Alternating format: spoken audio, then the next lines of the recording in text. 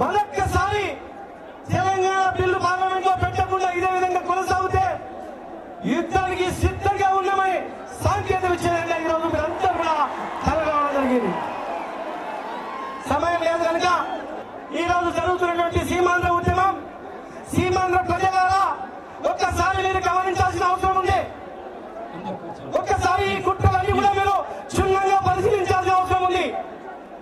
ఈ రోజు జరుగుతున్నటువంటి ఉద్యమం సమైక్యాంధ్ర ఉద్యమం కాదు. సమైక్యాంధ్ర ముసుగులో ఈ హైదరాబాద్ ని కైవసం చేసుకోవాలని చెప్పి, ఈ హైదరాబాద్ పై పెద్దలను చెలాయించాలని చెప్పని ఈ రోజు మీ నాయకులు కుట్రలు పంపుతా ఉన్నారు.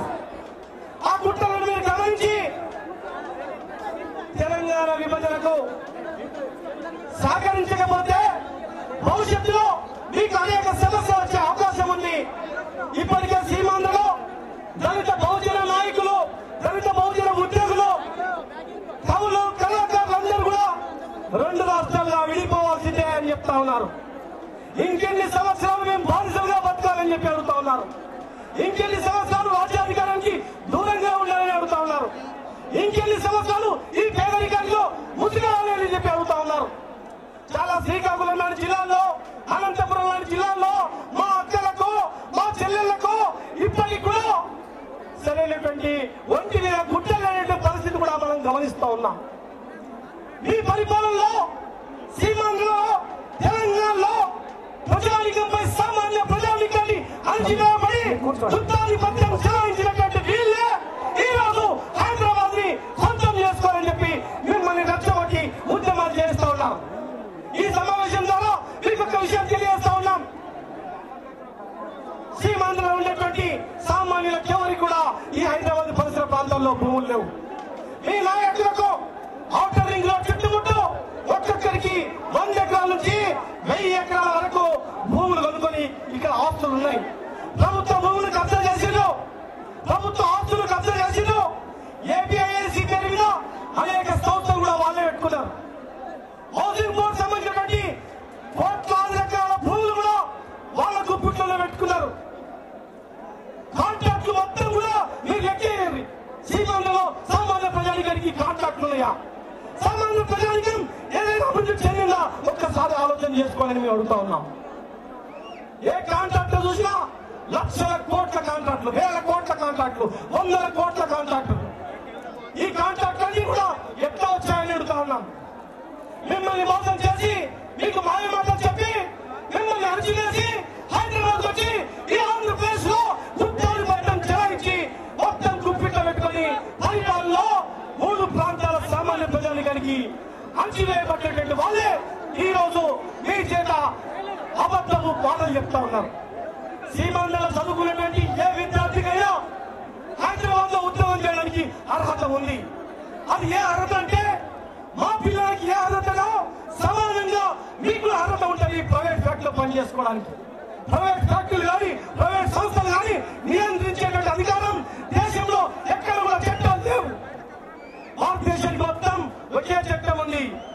భారతదేశం మొత్తం ఒకే చట్టంలో మైసూరులో కానీ, బెంగళూరులో కానీ, ఢిల్లీలో కానీ, హైదరాబాద్ లో కానీ ఏ సంస్థలో పనిచేయాలనుకున్నా కానీ మీకు ప్రతిభ ఉంటే అందరూ సమానంగా ఉద్యోగాలు వస్తాయి. మరి మీ నాయకులు చెప్తారు నిరుద్యోగులకు ఉద్యోగాలు దొరకమని. ఎందుకు దొరకమని అడుగుతా ఉన్నాం. ఇవన్నీ అబద్ధపు మాటలు. నీళ్ళ గురించి మాట్లాడుతూ ఉన్నారు. హైదరాబాద్ కు నీళ్ళు ఇవ్వమని. నీళ్ళు ఇటు నుంచి వస్తాయా, అటు నుంచి వస్తాయని అడుగుతా ఉన్నాం. మీరు ఏ మాటలు లేదు. నేను ఎప్పుడు కూడా మిమ్మల్ని కించపరిచే విధంగా మాట్లాడలేదు. నీళ్ళ విషయంలో కానీ, ఉద్యోగాల విషయంలో కానీ, ఏ విషయంలో అయినా కానీ చర్చించుకోవడానికి, సమస్యలు పరిష్కారం చేయడానికి, మీకు అన్ని రకాలుగా న్యాయం చేయడానికి తెలంగాణ చేసి ఉందని, తెలంగాణ చేసి సమస్యలు మీరు కూడా మా సమస్యలుగా భావించి ఢిల్లీలో అడుగుతామని చెప్పాం.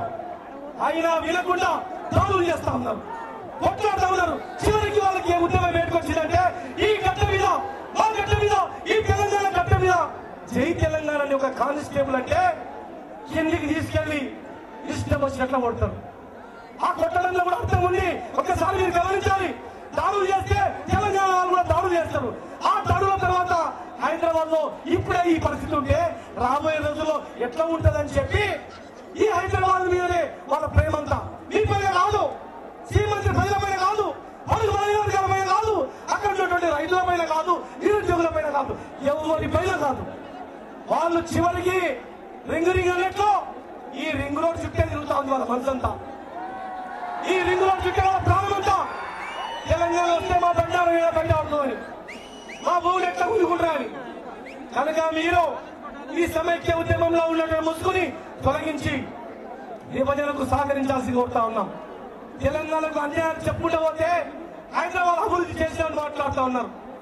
400 సంవత్సరాల తర్వాత 400 సంవత్సరాల చరిత్ర హైదరాబాద్ ని ఎవరు అభివృద్ధి చేయలేదు. ఆంధ్రప్రదేశ్ గా ఏర్పడిన తర్వాత వచ్చిన కాలనీలు ఒకసారి చూడండి.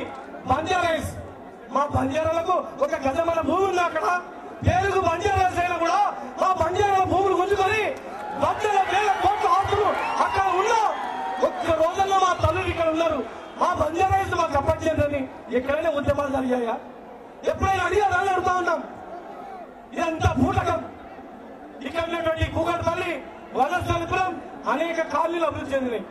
ఆ కాలనీలో ఎవరు ఉన్నారో మీకు తెలుసు. అయినా కూడా ఆ కాలనీలో ఉన్నటువంటి వాళ్ళు శ్రీమంతులైనా ఎవరైనా మా తమ్ముళ్ళు, మా అక్కలు, మా చెల్లెళ్ళు మాతో పాటు కలిసి ఉండండి. తెలంగాణ వచ్చిన తర్వాత కూడా ఇబ్బంది లేదని చెప్పాం.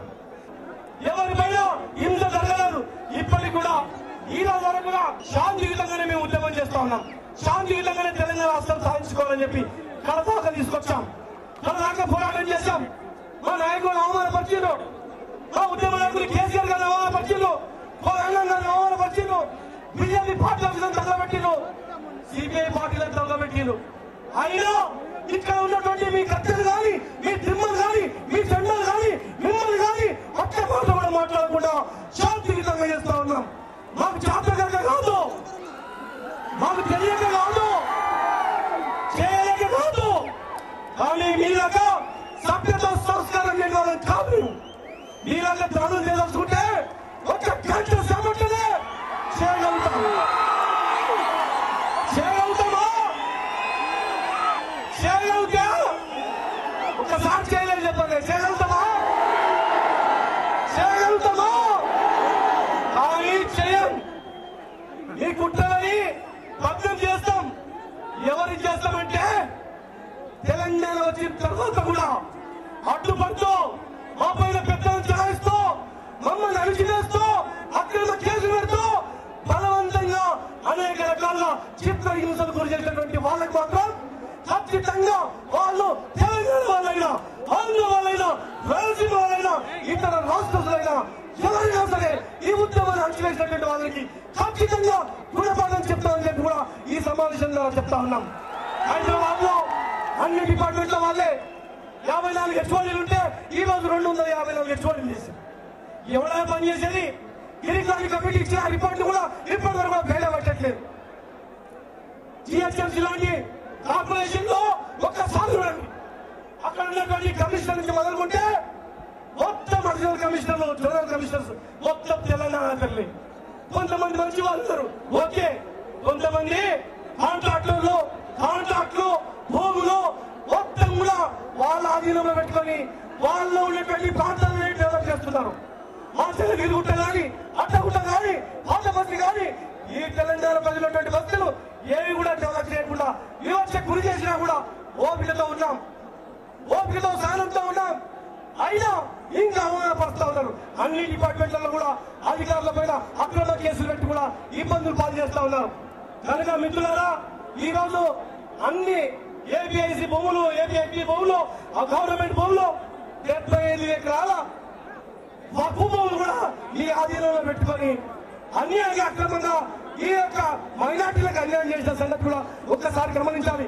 రైట్ ఇన్ఫర్మేషన్ అడిగిన ఈ భూములన్నీ కూడా ఎవరి ఆధీనంలో ఉన్నావు ఒక్కసారి మీరే లిస్ట్ తీసుకున్నట్లయితే మొత్తం మీ నాయకుల బండారం పెట్టబడుతుంది. కనుక మిత్రులారా, శ్రీమంత ప్రజలారా, మీకు విభజన తర్వాత సామాన్య ప్రజానీకానికి అక్కడ న్యాయం జరుగుతుంది, రాజ్యాధికారులు వాటు దక్కుతుంది, మీకు అన్ని రకాలుగా అన్యాయం జరగకుండా లాభమే జరుగుతుంది. కనుక సహకరించాలని చెప్పి తెలియజేస్తూ కేంద్ర ప్రభుత్వాన్ని కూడా ఒక్కటే మేము హెచ్చరిక చేస్తా ఉన్నాం.